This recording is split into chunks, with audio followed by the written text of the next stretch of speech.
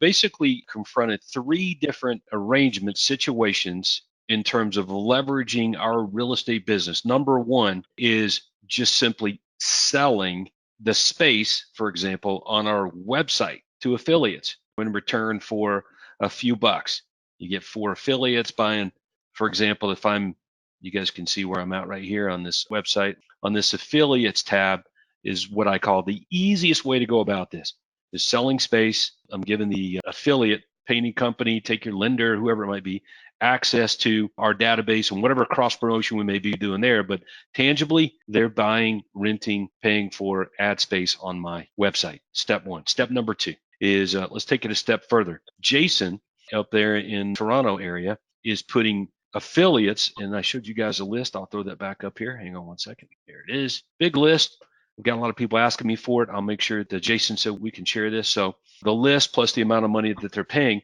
So Jason's putting all of these people in a room and group pitching them on all networking together, with him being the focal point on it, and it equals big revenue. And everybody likes the idea. The landscaper likes the idea of referring back and forth with the countertop guy, sharing of databases and networking. It's no question about it, with Jason being the focal point, and he's got market centers around the area that do this. So that's great. And then the third thing that we brought to the equation was, for many of you, has led to not just relationships with vendors, but ownership in title companies and mortgage companies, like Tim was just talking about there with Carol, and their relationship of being a branch of Nexa Mortgage, generating good money.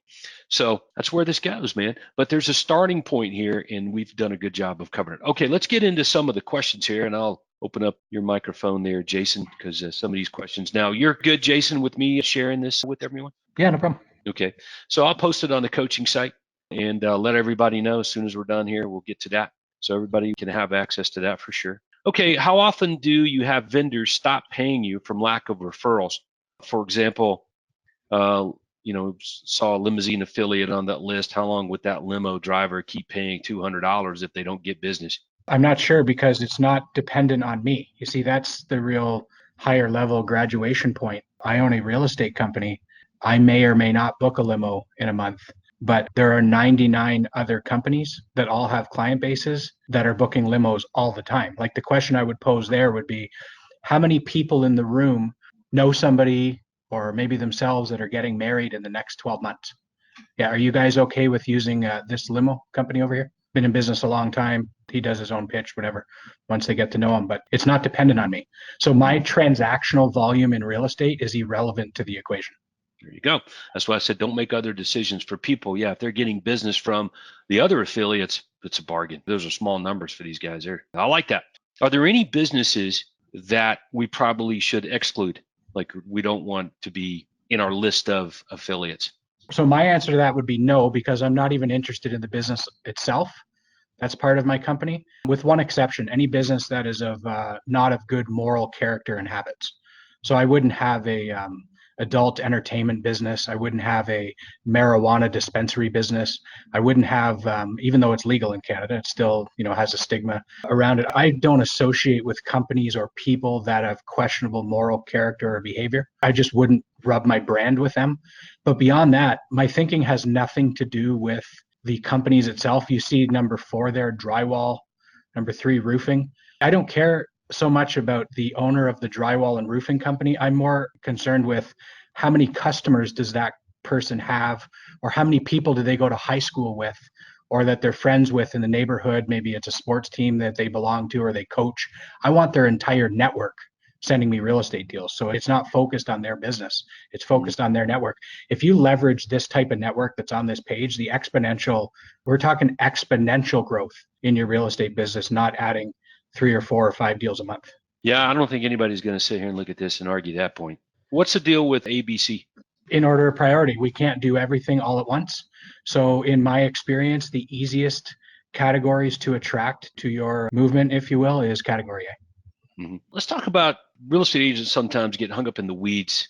I think everybody knows what I mean. We get lost in the weeds, like privacy questions, disclosure issues. They're scared to press the gas pedal to move forward on things because somebody may sue them for something or whatever it might be, legitimate concerns.